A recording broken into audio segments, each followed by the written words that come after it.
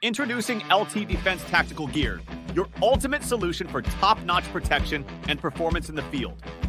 Our armor bundles provide unmatched safety and comfort, while our battle belts and holsters ensure quick and easy access to your gear.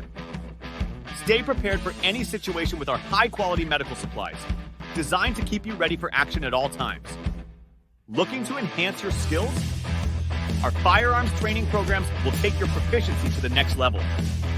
Trust LT Defense for all your tactical gear needs and gear up for success on the battlefield. Military Broadcast Radio, the station that's giving veterans a voice.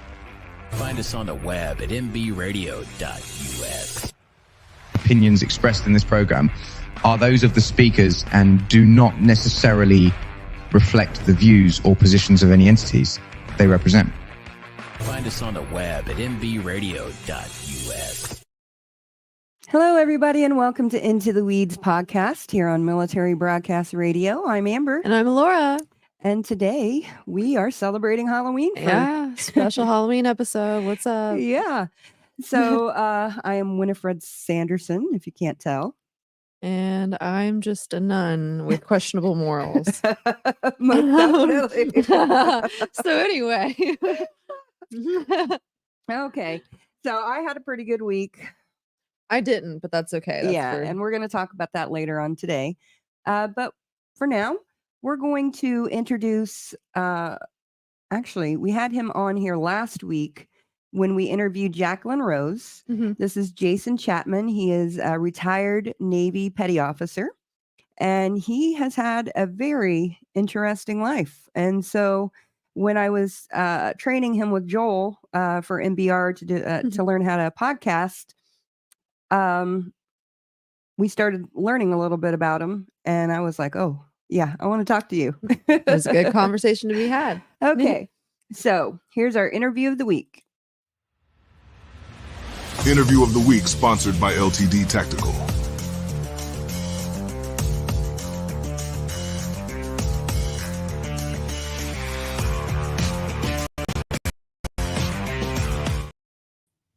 Hello, Jason, and welcome back to Into the Weeds podcast.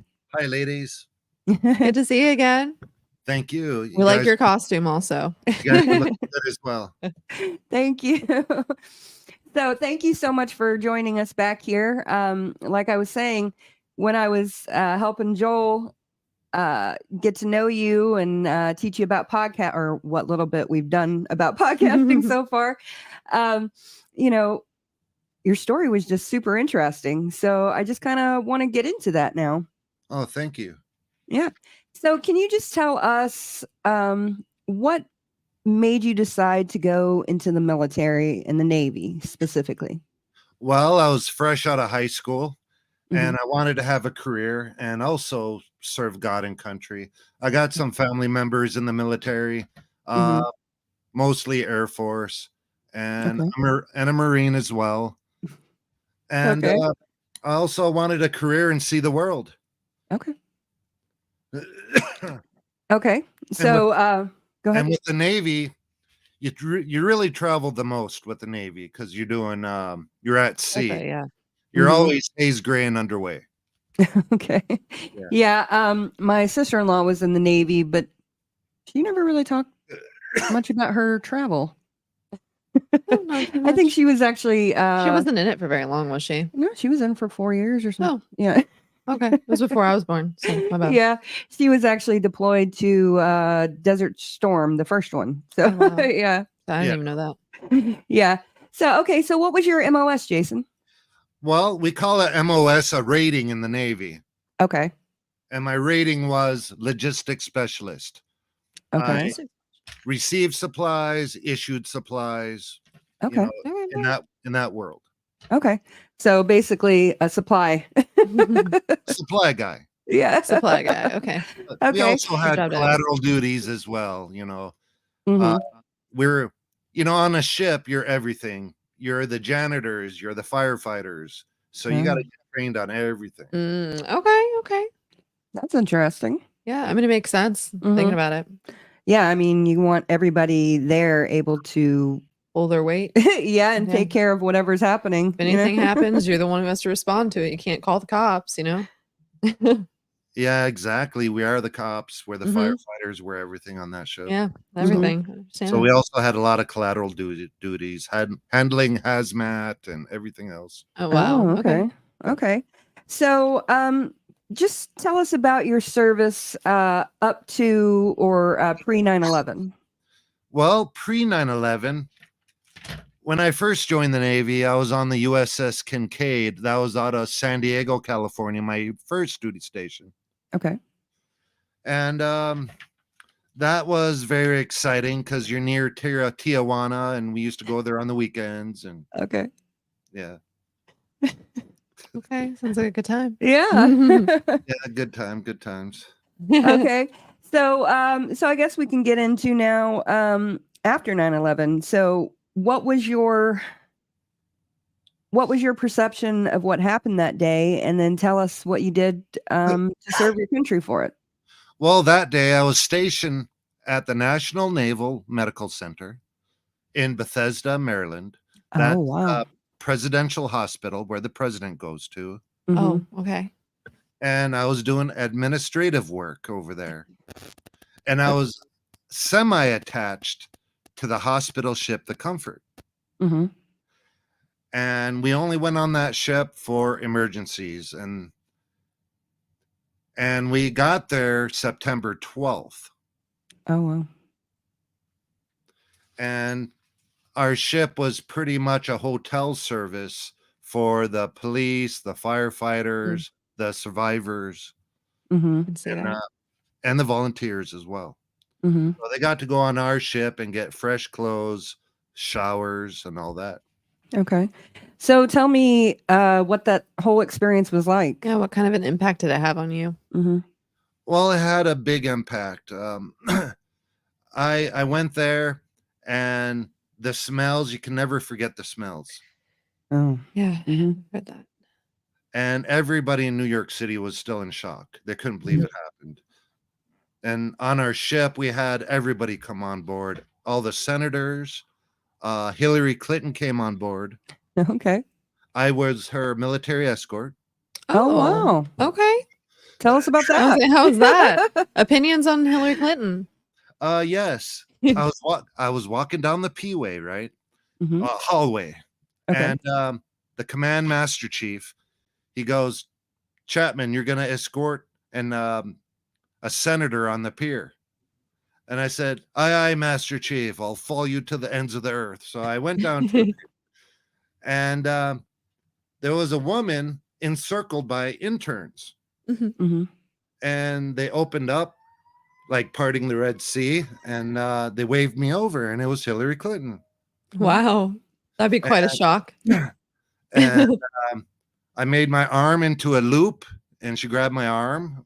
Her bodyguard was right behind us to catch her if we fall backwards, because the ladder is like this, Mhm. Yeah. up to the brow of a ship. Mhm. And I escorted her around the ship. I talked to her about Operation Noble Eagle while we're there. Mhm. And I had lunch with her. She was pretty interesting. Oh, She felt like an auntie. We had a good conversation. that's Okay. good. That's good. That's good Yeah. because a lot of people when they talk about their meeting with her, a lot of people say that she's not very genuine. So to hear that she was like an auntie to you that's a great thing. Yeah, very, very unusual. Yeah. We were eating lunch, and she introduced me to my Senator Paul Wellstone. Okay. And at the time, Jesse Ventura was our governor. Oh, wow. And she asked me, what's up with Minnesota and wrestling? Because Paul Wellstone was a college wrestler, Okay. and Jesse was a professional wrestler. Yeah. I said, ma'am, we have to wrestle to stay warm. And she was Okay, yeah. like, oh, you're so charming. Like, That's cute. That's cute. Oh, with that thick Minnesota accent, I'm sure it was very endearing. Oh my goodness. Okay. So, what did you? Okay, so after you met Senator Clinton, what'd you do? Was there anything else that you were in charge of, or anything like that during 9/11 or the aftermath of it? Pretty much organizing the logistics, making sure everybody got their supplies. We had a lot of donations on board for the survivors, for the fire department, for the police. Mm-hmm. And was that clothing, hygiene products? Clothing, hygiene products, Gatorade, pretty much everything. And these were the donations that we received that day. Okay, awesome. Okay, so we're going to go to break, and then when we come back, we're going to talk about the rest of your career. Sounds good. Hope you don't get too bored. Oh, no, not at all. No, you're good, Jason. Okay, so we're going to actually listen to Sacred Flowers by the Blue Mountain Tribe. I love this song and I love this video. Please go and subscribe to Blue Mountain Tribe. They're amazing. Here we go.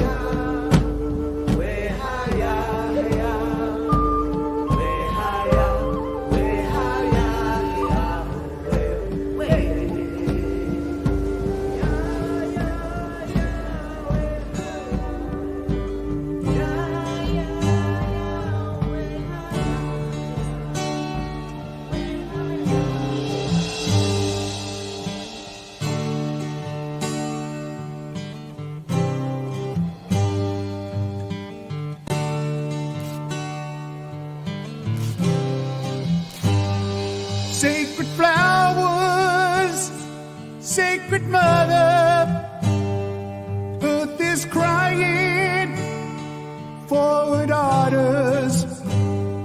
Sacred flowers, sacred mother, earth is crying for her daughters. Where have you gone? Who took them from us?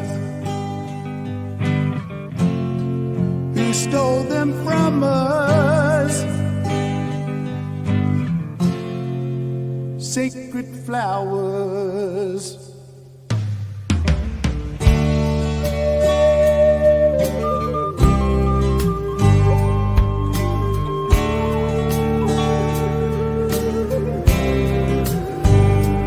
Sacred flowers, sacred mother, earth is crying for her daughters. Sacred flowers, sacred mother, earth is crying for her daughters.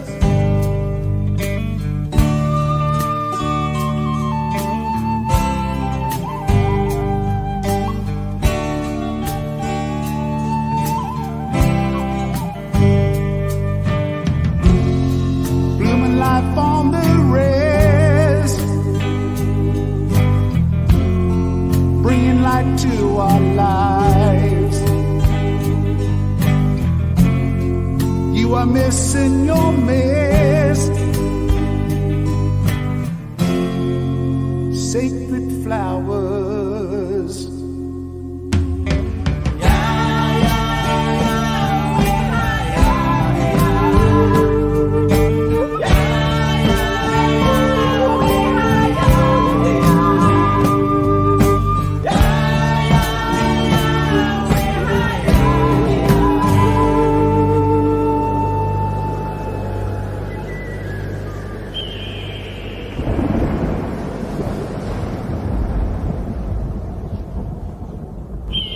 Opinions expressed in this program are those of the speakers and do not necessarily reflect the views or positions of any entities they represent. Find us on the web at mbradio.us.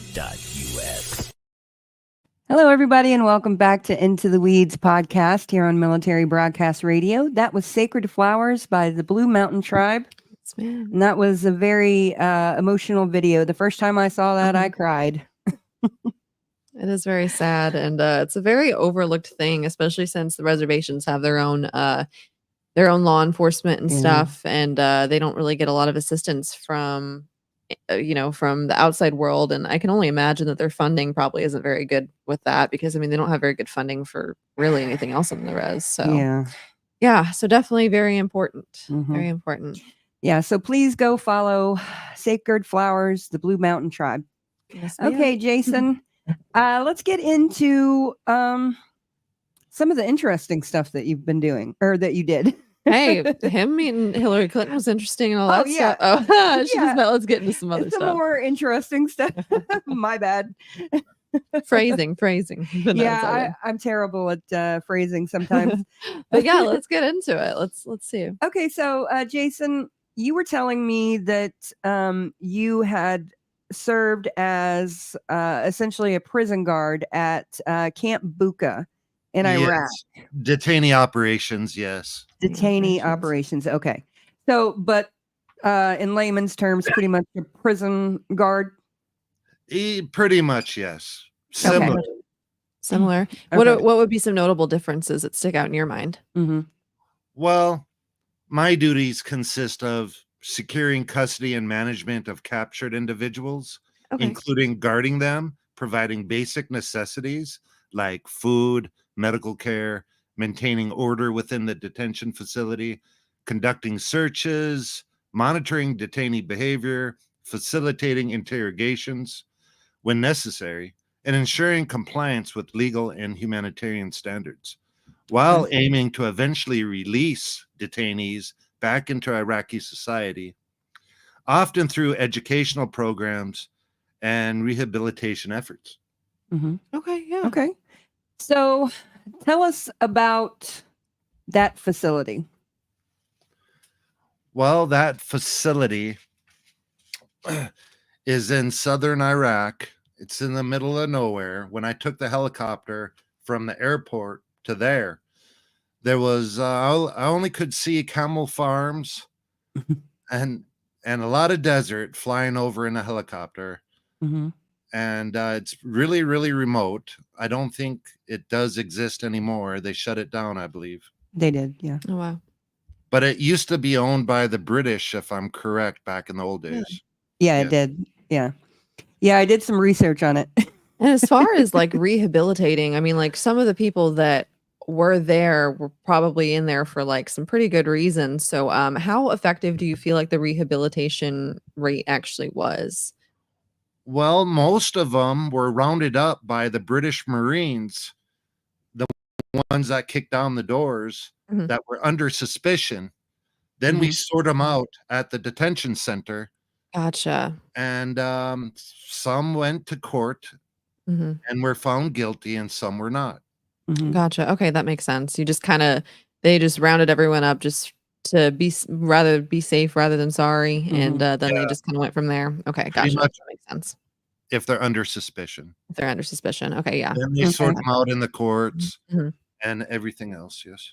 Okay, so what years were you there, or what time period were you there?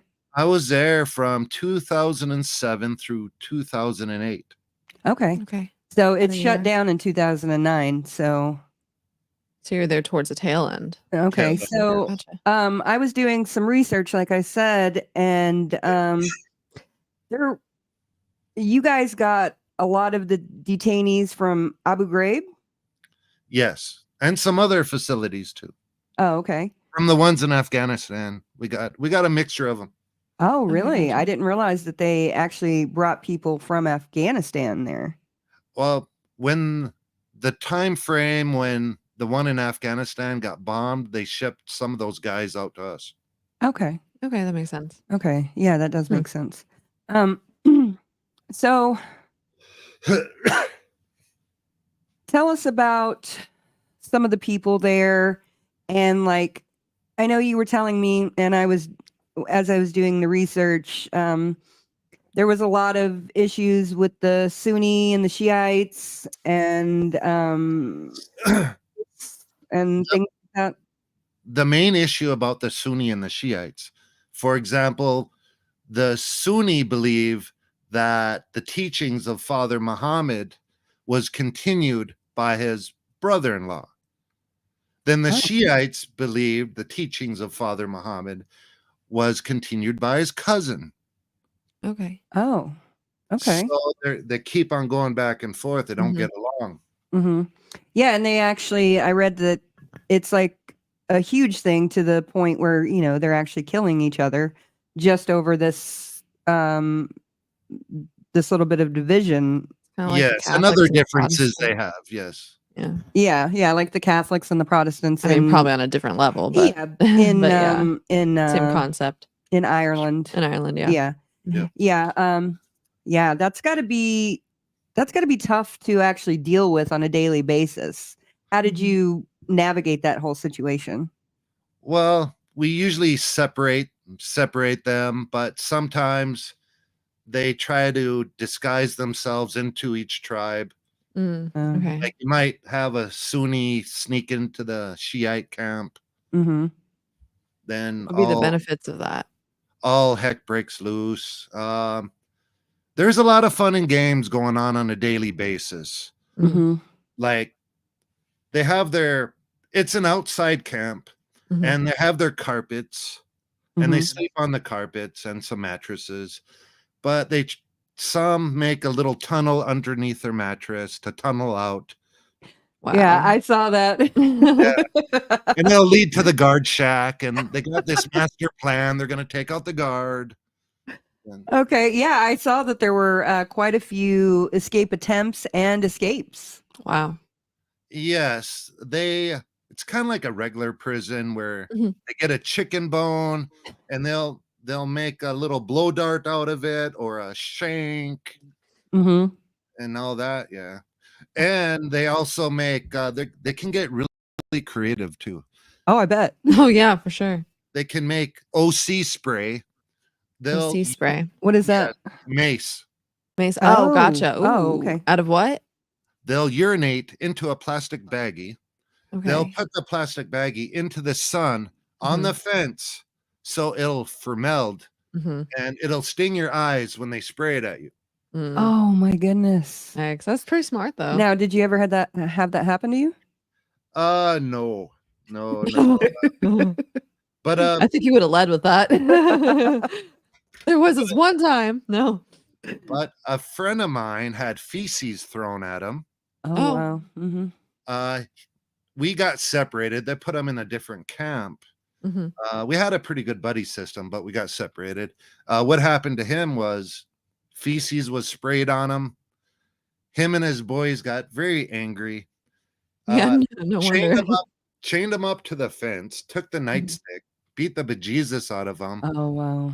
Put them back in their caravans, shut off the ventilation, threw in smoke grenades into the caravans. Oh, no. Yeah. Yikes. Okay. Oh, my goodness. Wow. Yeah, I actually saw that. One of the reasons why Camp Bucca was closed down is because they were saying that there were human rights violations as far as like not enough adequate water and them being in the tents out in the heat. But like the tents out in the heat, that's kind of that's their domain, right? That they don't have air conditioning there, right? Yeah, that's their environment. Yeah. Okay. So did you see anything outrageous or something that was very memorable while you were there? Too much. We got mortar bombed like every other night. And they were so used to it. It was like watching fireworks. Oh, wow. Yeah, we got mortar bombed quite a bit on every other day. Yeah, crazy. I saw that there was a couple of explosives. I can't remember if they were improvised explosives or something. Mostly improvised. Okay. Yeah. And were those coming from, those were obviously coming from outside of the prison, correct? Yes. Okay. Right outside the perimeter. Okay. Probably the villagers of Unkazar, that little village. Mhm. Okay. Yeah, because I saw that one of the detainees was actually an expert in improvised explosions. Yeah, a lot of them are. Wow. Oh, wow. Yeah, I bet they are. Yeah. Yeah. Okay, so can you tell us, there were a lot of big names there. Yeah, we became good friends. So tell us about it. Whatever you're comfortable with. Yeah, yeah, definitely. Well, yeah, we used to drink chai. That's Mhm. their tea. Mhm. Okay. And we used to eat Chai's hummus. good. But I'm Ooh, hummus is good too. usually friendly so I can gather intel. Mhm. Um, The good cop kind of strategy. yeah. Yeah, And yeah. I'd relay messages to my interpreter. Mhm. So we used to coexist like that. Me and the interpreter, Julian, we call him, Mhm. was very helpful. I learned some of the words good. in Arabic. Mhm. So when you were watching or guarding these people, especially some of the higher ranking terrorists, Yeah, they look right through you like they want to kill you. Mhm. really? Wow. I was gonna say, were there any particular experiences where you felt maybe like a little uneasy or like you might be in danger or that maybe it's something that you weren't like feeling comfortable doing or being around? Well, I was getting used to the high speed, and I had my head on a swivel, so I was ready to act. Mhm. Okay, that's good. Gotta be You know, very alert. I was always wearing my Kevlar, my bulletproof vest. Smart. I had my radio with me. I had my baton. I had my M16. Mhm. So when there's a lot of people here in the US who don't understand the mindset of the people that live in that area. And can you kind of explain what it's like as an American going over there and actually dealing with like the customs and everything? I'm trying to say something without. I know If you I have know to what you're question getting. it, if you have to question if you say something, you No, probably no, should. no. I'm trying to phrase it in a way. I'm trying to phrase it. I'm just asking. Okay, so I remember a few years ago, there were a lot of people, trying to rally support and not necessarily supporting what they're doing, but supporting the people in these areas. And I don't think a lot of Americans understand the mindset that these people have to where when they're that deep into this stuff, it's something completely different than anything we've ever seen here in the US. I guess Yes. that's what I'm trying to say. Yes. A good example of the mindset. Let's say I get into an altercation and I end up slamming one to the floor and zip tying him. And I embarrassed him in front of his loved ones or his family. Mhm. He's gonna come back at me or people that represent me, like Mhm. another sailor soldier, Mhm. to save face. Mhm. Okay. Yeah. I can imagine the turmoil that that whole region is in with not just war, but the religious fighting that's constantly going on. What is your perception? I know you're a Christian, so what is your perception of what you saw there, as far as that goes? Like, just Well, this is what I notice. Sometimes they take the Quran too literally, and Mhm. sometimes they add their own things to the Quran as well. There's Okay. nothing written in the Quran where a woman has to walk 5 feet back of the man. Mhm. But they always make that as an excuse. Oh, it's just Muslim. It's my religion. But it's not written in their Quran at all. It's just their culture. Yes. They're confusing the culture with the Quran, pretty much. Okay. Yeah, that's actually a good explanation. Okay, so we're going to go to another break. We're going to listen to Fly Above Fire. And this is Hey Stranger. And we'll be right back with Jason. All right, thank you.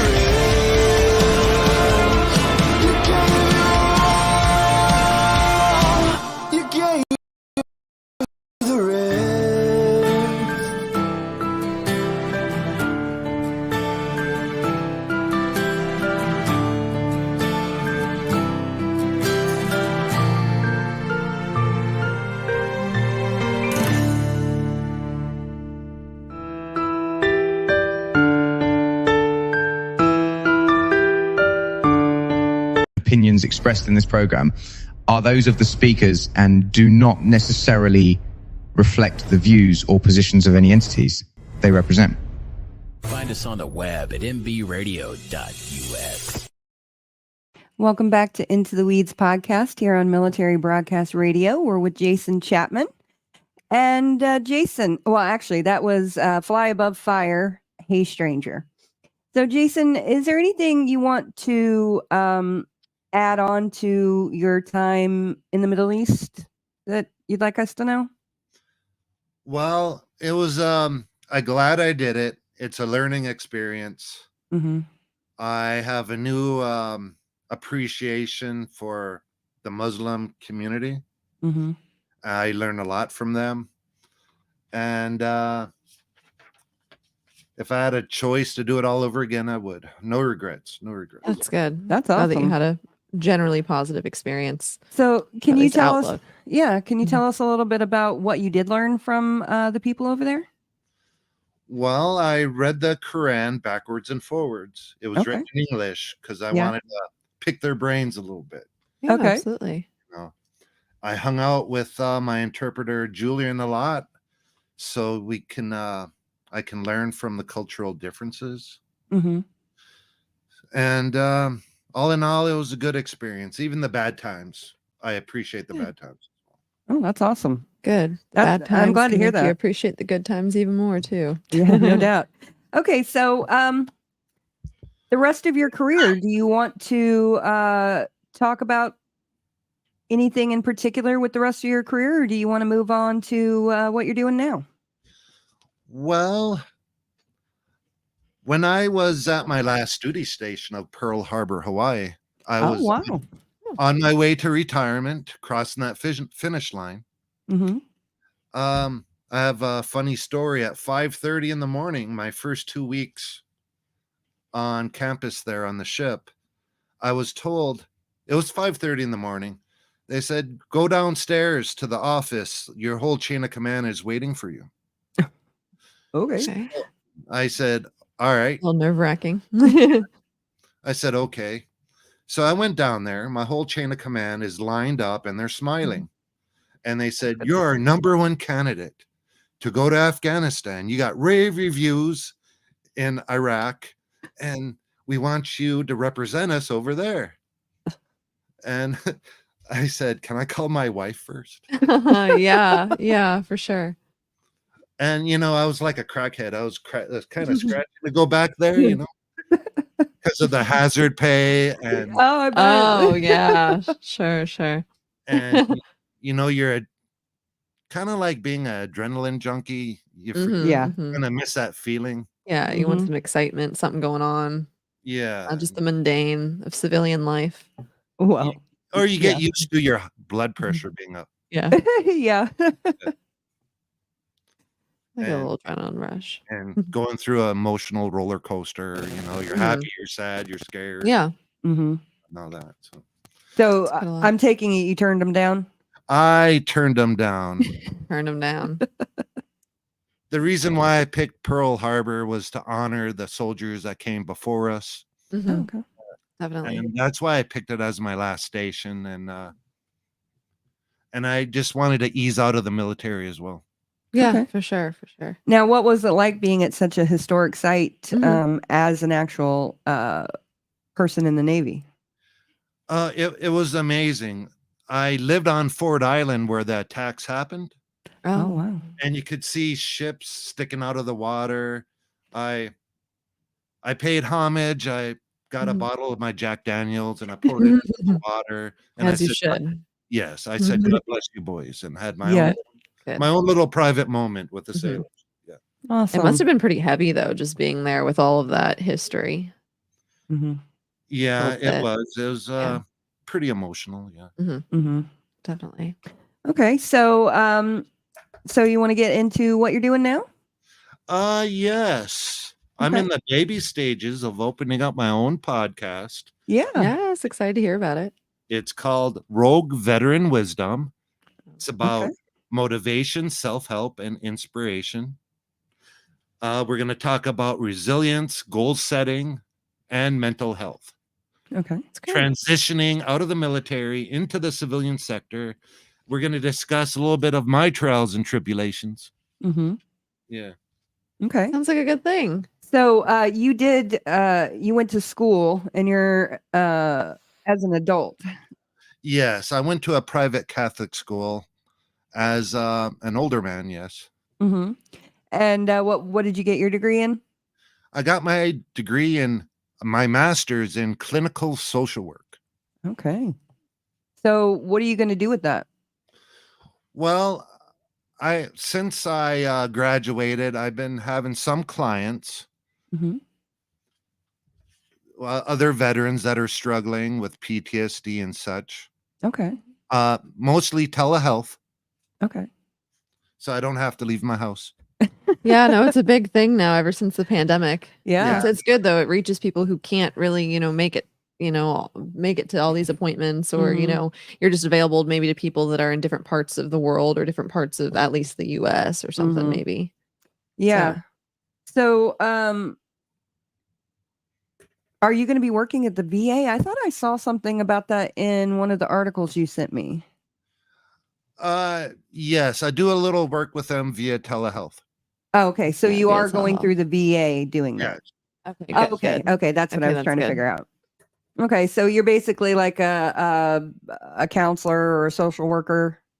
Yeah, therapist Therapist. Gotcha. Okay. That's awesome. Yeah. on the clinical side of social work. Oh, okay. Good stuff. Yeah.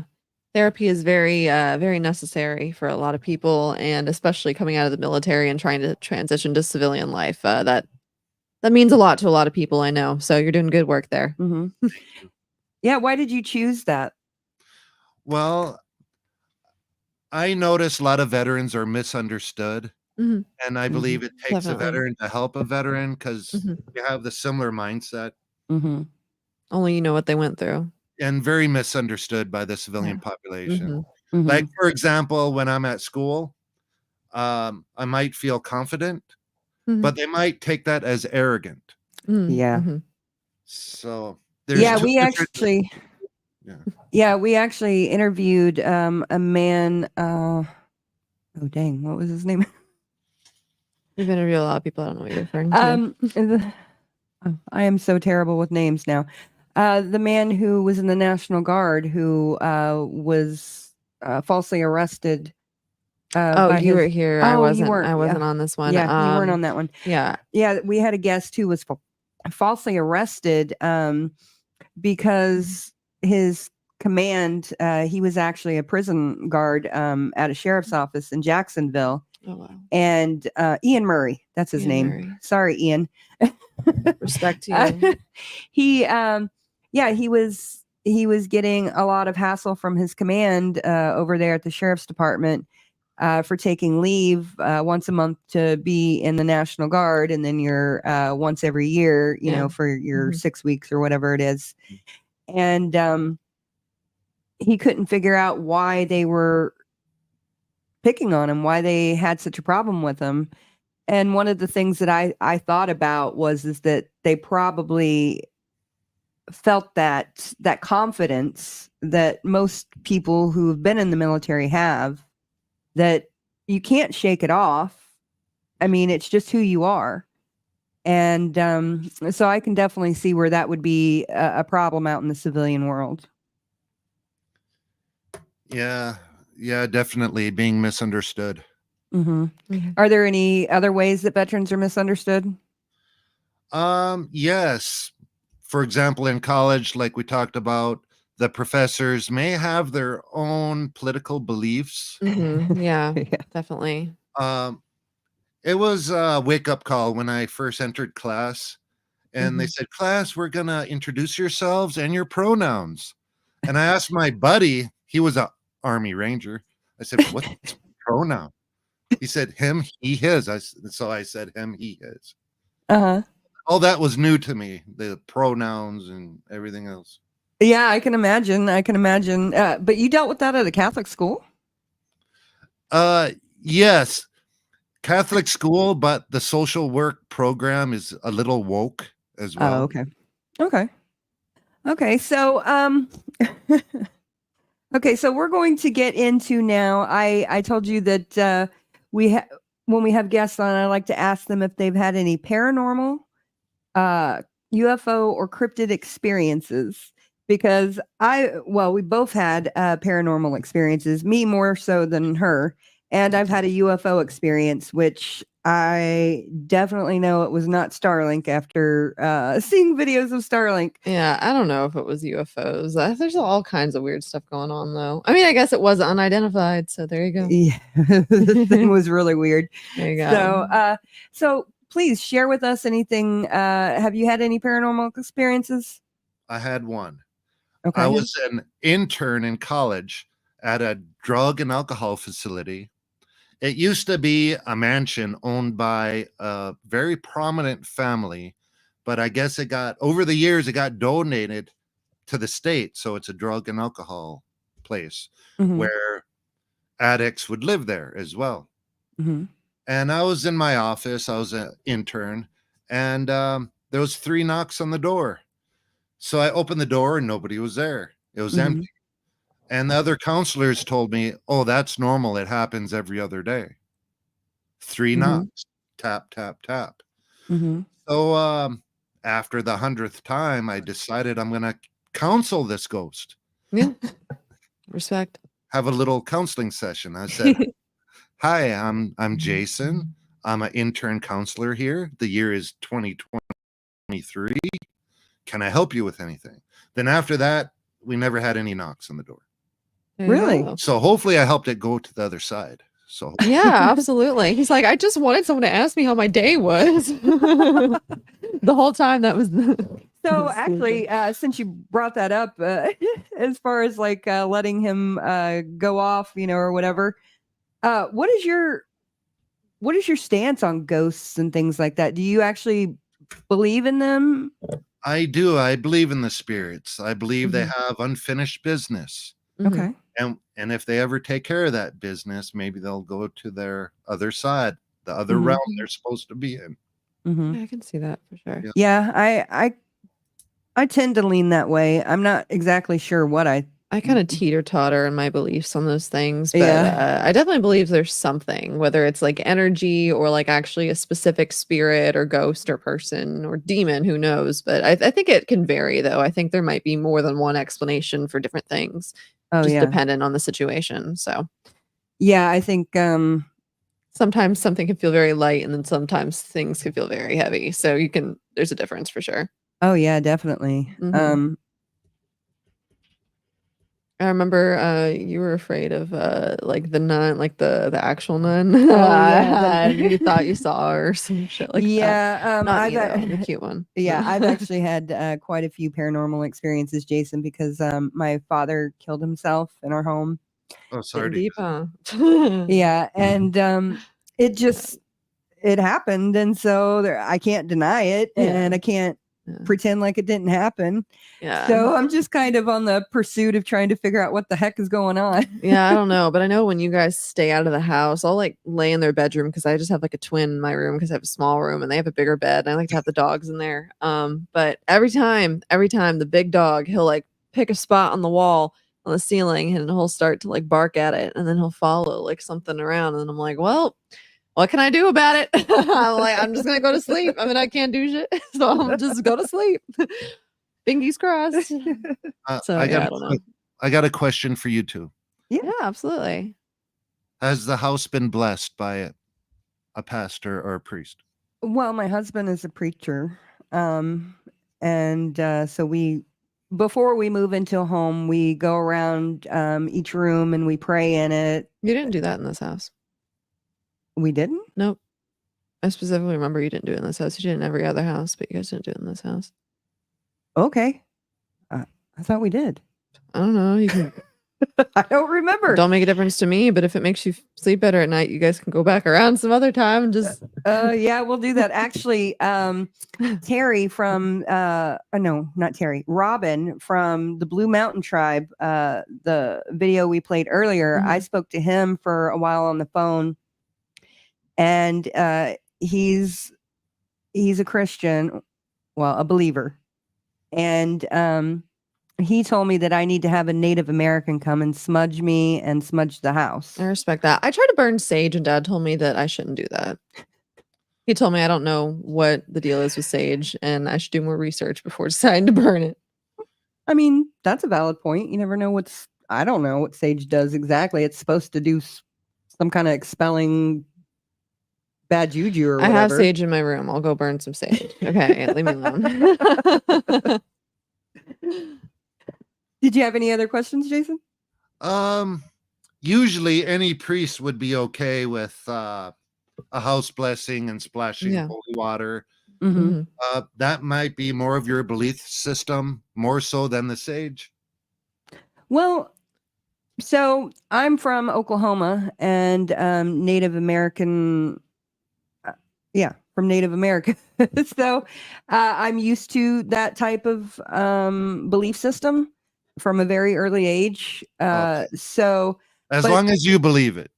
Well, I do. And but I also believe in the power of God too. So but I think the two of them combined, I think is do that double whammy. Yeah, there you go. Yeah.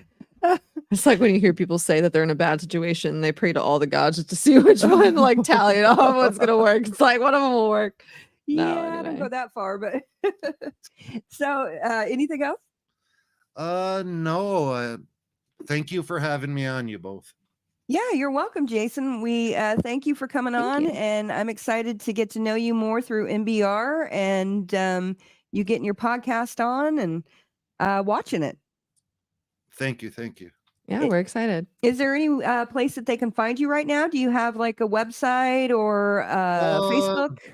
I have a Facebook. It's still in the baby stages. Okay. But the Facebook page is called Rogue Veteran Wisdom. Okay. Good. I'll look it up when I get off this. Okay. Rogue Veteran Wisdom. Well, thank you, Jason, so much for coming and talking to us. And I'm excited to see what you do at MBR. Thank you. You have a good night. Thank you so much. Have a great one. Thank you. Mm-hmm.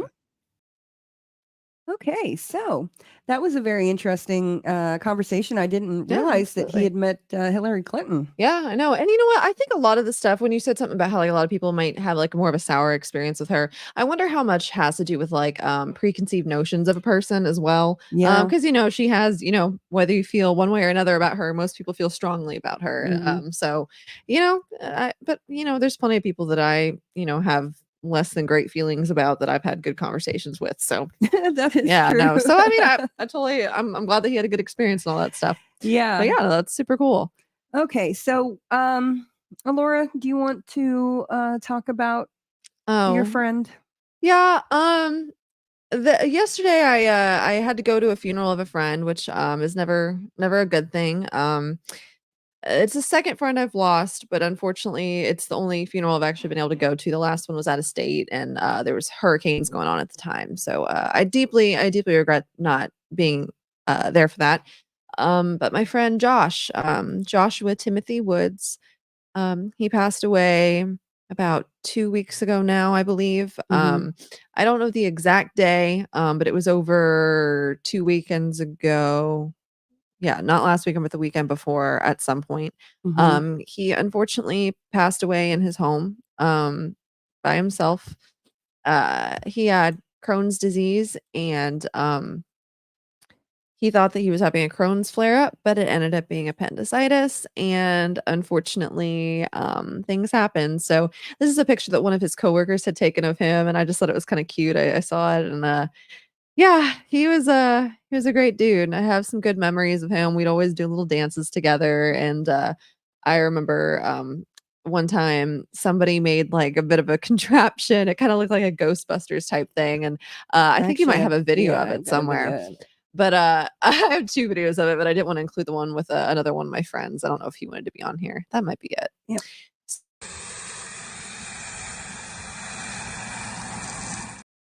He just and he just spread it whenever they sprout back up in the spring, that it'll just grow for him. And I'm definitely gonna go and I'm gonna check it out. Yeah, 25, way too young. He was the sweetest, kindest, brightest soul, and a real one. So he will be missed, and I just wanted to give him a shout out. Yeah. So and his family as well. Praying his for family them. as well, and yeah, it was really heavy because I mean, it's been I've had some tragic losses before, and I mean, I guess my other friend was very, very tragic as well. But I didn't get to be there, but just seeing there, I mean, like, sometimes just funerals can be like a celebration of life, but when a 25-year-old dies and is home alone unexpectedly, that's not much to celebrate. So, it was very heavy. I gave my friend a little kiss on the cheek, and I accidentally got some lipstick on her face, and I started laughing unintentionally, and then it just like let the cry out, and so I just started sobbing, and it was like a big thing. But she actually just tried to call me a second ago, and she told me to call her back when I can. I think it's an emergency, so we're hoping everything's well. Okay, so we are going to play you out with Stephen Covell. Her Cold Hands, and then we will see you next week. Yeah, thank you. Do something, do something good. Change the world, please. Yeah, thanks. Have a good one.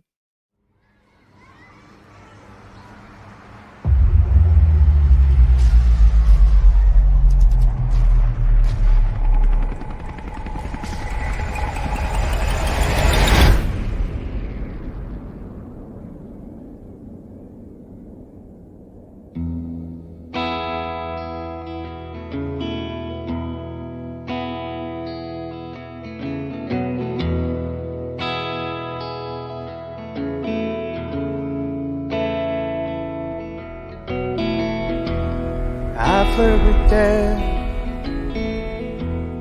I send her flowers and chocolates in the hopes that she'll notice and send her attention my way.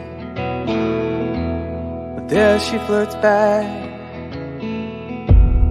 gives me the smile that I wanted, takes my hand and holds it because hers are always so cold. Maybe oh yes, I am a fool.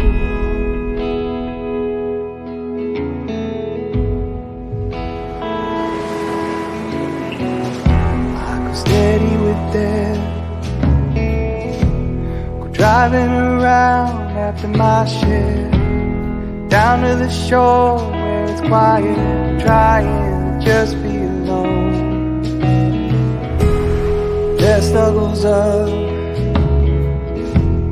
wraps herself around my neck. She lets go, I catch my breath, and we both stare up at the sky. 'Cause underneath the stars we both feel small.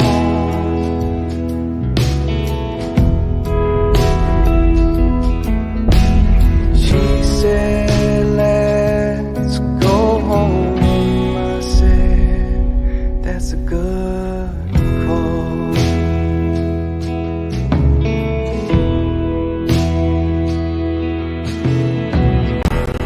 And I fight with death.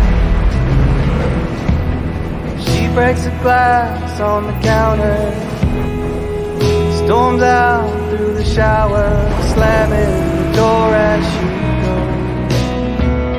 Stops returning my calls. Well, I got a note pinned to my door. So baby, I'm gone and I'm sorry. Maybe the timing was wrong. Well, I won't lie, I still dream about her. I do.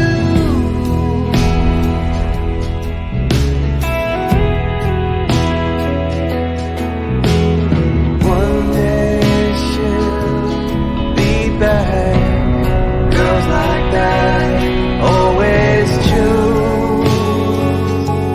When I smell the shirt that she left in my bedroom, the sweet sour smoke of a perfume, I know that I should